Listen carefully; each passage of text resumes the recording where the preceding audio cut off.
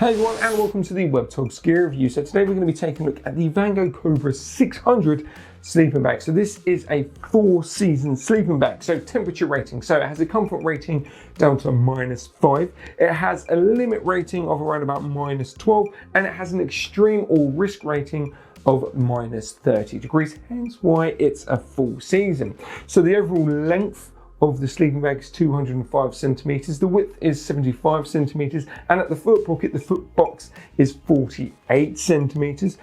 As it is right now, the total weight is 1,110 grams, and the sleeping bag separately itself is 1,030 grams. It has a DWR coating on the outside, or water resistance material on the outside. It is water resistant. It's not waterproof, but then you wouldn't really want a waterproof sleeping bag because you'll get very hot and you wouldn't be able to react with the filling. Talking about the filling, it is a down fill as well. So it is nice and lightweight due to the fact that it's a 4-season sleeping bag, and it also means it can be compressed down nice and small. When it does come to storage though, I personally would recommend that you don't store it in the stuff sack. If you can, hang it up and just let the actual feathers themselves be free. You don't want it all clumped up like this, but it's down to personal preference. So let's take a closer look. So the bag itself, you have 4 compression straps on there. So what that means is once your sleeping bag's in here, if you're looking at your pack and you need a little bit more space, or this is looking a bit too clunky,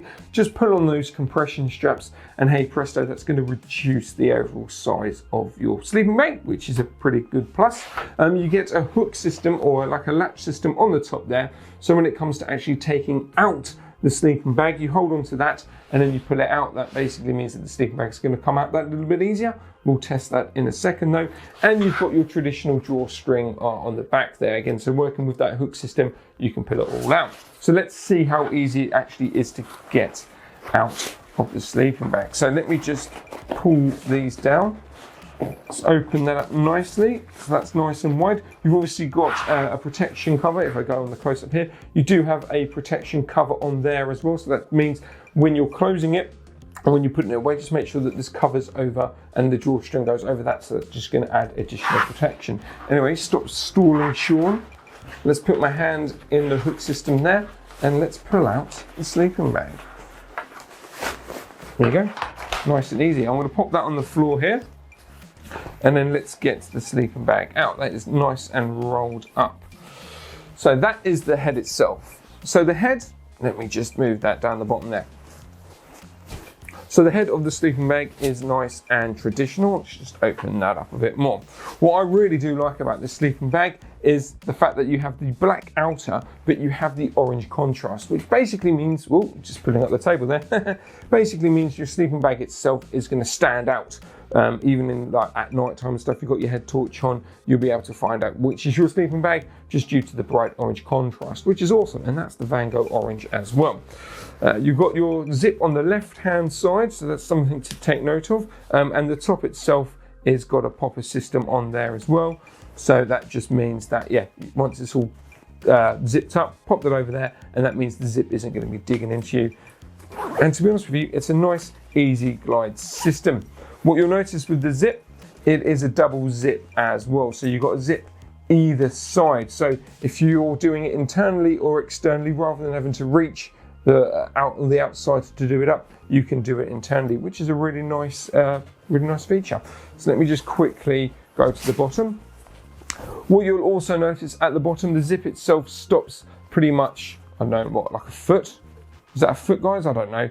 Basically, I'd say around about 30 centimeters from the base. So that just means that your feet are protected. They're going to keep nice and warm if in colder temperatures. But also as well, what you also notice, there is a zip at the base as well. So if you are feeling a little bit hot, or as soon as you wake up, you know, your tent's rather warm, you can open that up from the bottom there and then just let some cooler air or hot air out, or some cooler air in at the base of your sleeping bag, meaning you can cool down, but that also means it's not going to interfere with your core overall body temperature. And once you're cooled down enough, zip that back up, and then hey presto. As I say, that's a right hand zip.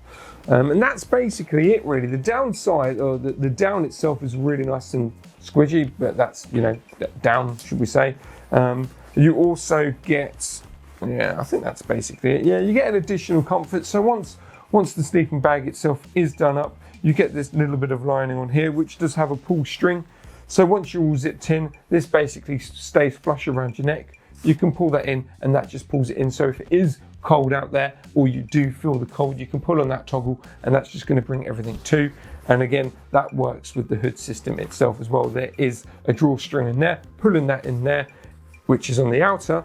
This bit here basically means you can pull that in. So you've got a neck system or a neck gaiter for the sleeping bag, and also you have a system on there with the drawstring. Just means you can pull all of that in. So if you really do feel the cold, or if it's a bit of a slightly chillier night than you were hoping for and you need to trap your body heat a little bit more, those two systems, so that system on there, which is an internal gaiter, should we say, and then the traditional drawstring on the top of the sleeping bag traps that in and also will keep you nice and warm. And that's it really. Like I said, it's a great 4-season sleeping bag. So if you're adventuring in colder climates, let me just flip that the other side. If you feel the cold quite a lot and you're after something that's going to keep you warm, but also is going to react nicely to your body temperature, like because of the down, it's basically going to register if you're a little bit too hot, and then it's going to help cool you down,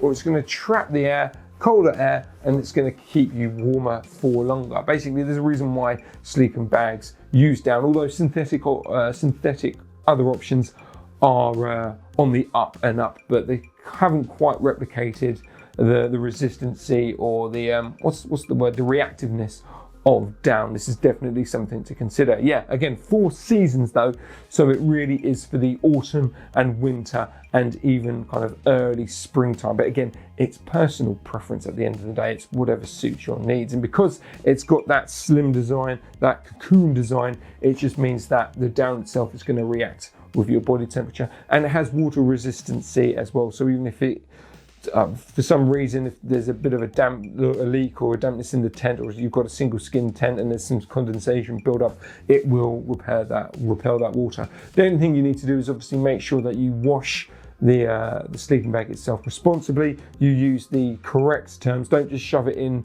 a wash with some Lenor or something. Use some professional down cleaner and also repellent, and you should be fine. Anyway, I'm going to stop blabbering on. If you want to find out more about this sleeping bag, just head to webtogs.com or click on the link that's pinned in the comments. What you'll also notice on the website is a really cool initiative that we're doing right now, which is called Place an Order, Plant a Tree. So with every order placed at webtogs.com, we are going to plant a tree, which is a fantastic initiative, and it's something that we are super excited for at Webtogs HQ, but also that coincides with something really, really cool. So our warehouse is super eco-friendly. So as of recording, we've got our carbon emissions down to 93.5%. So not only do we have an eco-friendly warehouse, with every order, we're going to be planting a tree as well, which is fantastic. But combining the two actually does something pretty special. So that one tree that we've placed because of an order on webtogs.com actually wipes out any carbon emissions